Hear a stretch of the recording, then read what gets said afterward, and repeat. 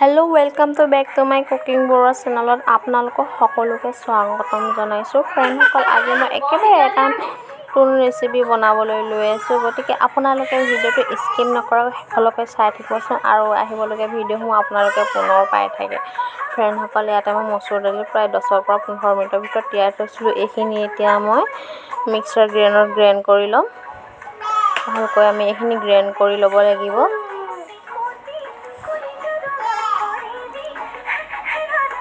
ফ্ৰেণ্ডসকল, আপোনালোকে যদি মোৰ ভিডিঅ'টো চাই ভাল পায় তেনেহ'লে লাইক, কমেণ্ট, ছাবস্ক্ৰাইব কৰিবলৈ নাপাহৰিব। লগত থকা বেল আইকনটোও দবাই দিব, যাতে আহিবলগীয়া ভিডিঅ'সমূহ আপোনালোকে পুনৰ পাই থাকে। আৰু যিসকল নতুন তেওঁলোকেও পাহৰি নাযাব। ফ্ৰেণ্ডসকল, ইয়াতে মই মচুৰ দালিখিনি গ্ৰাইণ্ড কৰি লৈছিলোঁ। ভালকৈ গ্ৰাইণ্ড হোৱা নাই তো মই আকৌ এবাৰ অলপ পানী দি পুনৰ মই গ্ৰাইণ্ড কৰি লওঁ। দেখিছেনে?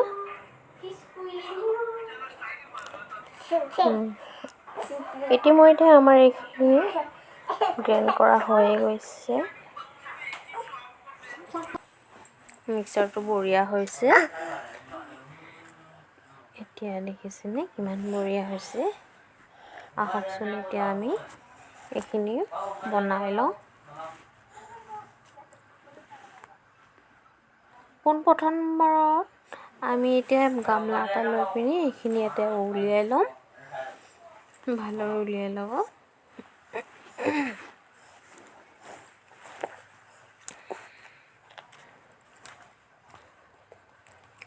এতিয়া আমি এইখিনি বনাই ল'ব লাগিব।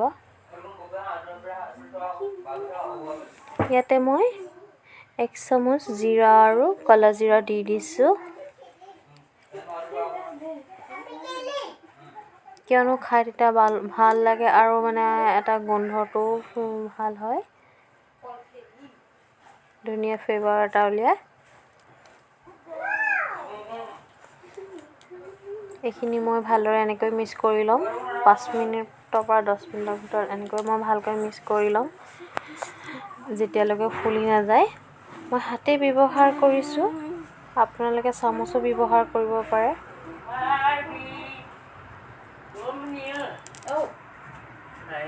দেখিছেনে কিমান বঢ়িয়া হৈছে?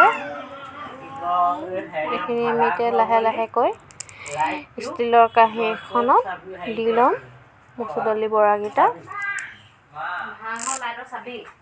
দেখিছেনে? এনেকৈ এটা এটাকৈ আমি দি ল'ম।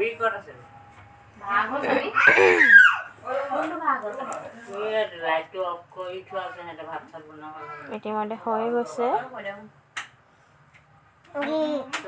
আপোনালোকে এনেকৈ এবাৰ ঘৰত ট্ৰাই কৰি চাবচোন ফ্ৰেণ্ডসকল। এইটো খুব ইজি, কম সময়ৰ ভিতৰত হোৱা ৰেচিপি হয়।